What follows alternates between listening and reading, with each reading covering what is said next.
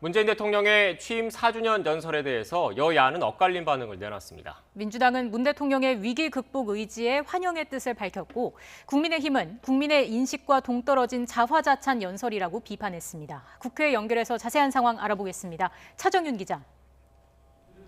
네, 국회입니다. 네, 여야 반응 각각 전해주시죠. 네, 더불어민주당 지도부는 당 대표실에 함께 모여 문 대통령의 취임 4주년 연설을 지켜봤습니다.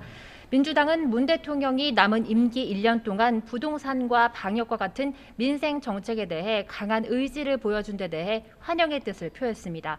그러면서 정부 정책 기조에 당이 뒷받침해야 한다는 데 공감했습니다. 반면 국민의힘은 논평을 통해 문 대통령의 연설이 자화자찬뿐이라며 혹평했습니다. 실패한 소득 주도 성장 정책과 공공주도 주택 공급 대책, 한반도 평화 프로세스 등에 대한 인식 차이가 국민의 눈높이와 너무 다르다는 겁니다.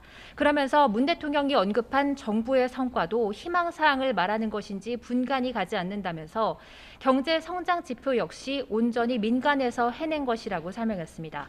국민의힘은 또 이제 남은 1년이라도 야당과 국민의 목소리에 귀를 기울이고 과감히 정책 재검토를 해야 한다면서 국정 대전환의 필요성을 호소했습니다.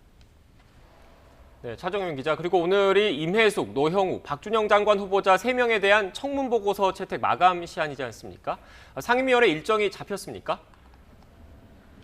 네, 아직입니다. 오늘 오전 10시 반부터 30분가량 한병도, 추경호 여야 수석 원내 부대표가 만나서 협상을 벌였지만 결국 입장 차이만 확인하는 데 그쳤습니다. 장관 후보자에 대한 청문 보고서 채택과 김부겸 국무총리 후보자 인주 문제, 그리고 법사위원장 문제 등 여러 현안을 한꺼번에 펼쳐놓고 논의를 했는데요. 회동을 마친 후 추경호 국민의힘 원내 수석 부대표는 기자들과 만나 장관 후보자 3명은 자진 사퇴나 임명 철회해야 하고 국무총리 후보자 역시 부적격자라는 입장을 전달했다고 밝혔습니다. 한병도 더불어민주당 원내 수석 부대표 역시 총리 인준안 처리를 위해 국회 본회의를 열자고 국민의힘에 제안을 했지만 여러 현안이 얽혀있는 만큼 함께 논의해야 한다는 답변을 들었다고 설명했습니다. 민주당 지도부는 장관 후보자 거취에 대해 일부 낭만야, 사수냐를 놓고 막판까지 고심을 거듭하고 있습니다.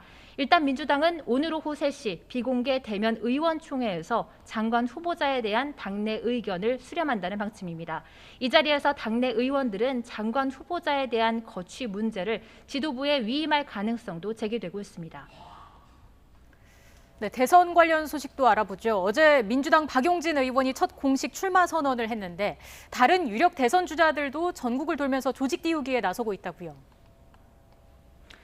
네, 그렇습니다. 여권 빅3로 꼽히는 선두 주자들은 조직 다지기에 열중하는 분위기입니다.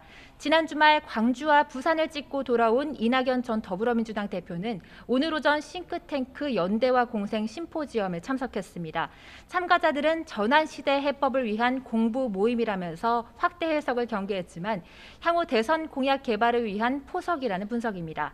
이재명 경기지사는 모레 발족하는 민주평화광장에 참석합니다. 이해찬계 핵심으로 꼽히던 5선 조정식 의원이 공동대표를 맡고 발기인만 만여 명에 달하는 전국 단위 모임입니다. 정세균 전 총리도 내일 오전 정세균계 주축 의원 모임인 광화문 포럼에 참석합니다. 그동안은 정세균계 의원들만 모여왔지만 처음으로 직접 모습을 드러낼 예정입니다. 본격적인 결집세가 드러날 것이라는 전망입니다. 아울러 야권 유력 주자인 윤석열 전 검찰총장도 경제 이슈를 건드리면서 행보를 넓히고 있습니다. 문재인 정부 4주년을 앞두고 한국자영업연구원장을 만나 문재인 정부 소득 주도 성장을 비판했습니다. 최저임금 인상과 주 52시간의 최대 피해자는 자영업자이고 이 자영업자는 국가의 기본인 두꺼운 중산층을 만드는 핵심이라는 점을 강조한 것으로 알려지면서 중도층의 지지를 염두에 둔 발언이라는 해석입니다. 윤 전 총장은 그동안 외교와 노동, 복지 등 거대 담론을 놓고 이른바 대권 수업을 해오고 있었는데 소득주도 성장론과 같은 현 정부의 핵심 정책에 대해 앞으로도 자신의 입장을 계속해서 밝힐 것으로 예상됩니다. 지금까지 국회에서 YTN 차정은입니다.